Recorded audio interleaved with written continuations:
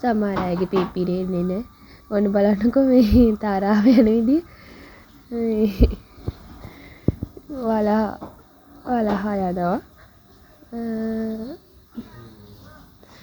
වලහායි ගෙම්බයි දෙන්න මේකාගේ.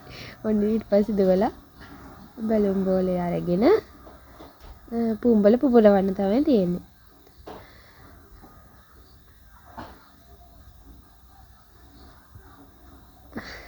ඔන්න ඉතින් ඊට පස්සේ තව ක්‍රියාකාරකම් තිබුණා.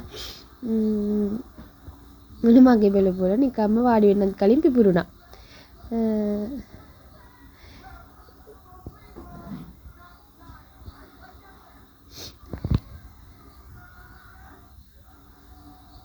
බැලුම් බෝලේ පුඹලව පිපුරුන්නේ නැහැ. පුඹල මදි පිපුරුන්නේ තවත් පුඹල පිපුරනවා. ඊට පස්සේ ඔන්න බලන්නකෝ තවත් තාරාවේ. ඔන්න ඊට පස්සේ අපිට තිබ්බා මකුළු දැලක් හදලා තිබුණා. ඒ මකුළු දැල කොහොම හරි ගෑවෙන්නේ නැති වෙන්න අපි කට්ටිය එහා පැත්තට තමයි යන්න තියුනේ. ඔන්න බලන්නකෝ මේ ඊට පස්සේ අපේ ලොකු ටීචර්ගේ උපන්දිනෙත් තිබුණා.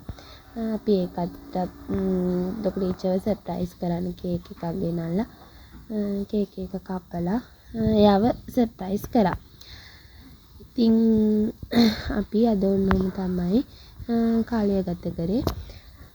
තව ඉතින් අපිට ඊට පස්සේ කිව්වා මේ කණ්ඩායම් හතරෙන්ම කොහොම හරි අන්තිමටම මේ මොනවා හරි විශේෂාංගයක් නැටුමක් නාට්‍යයක් මොකක් හරි විශේෂාංගයක් කරන්න කියලා.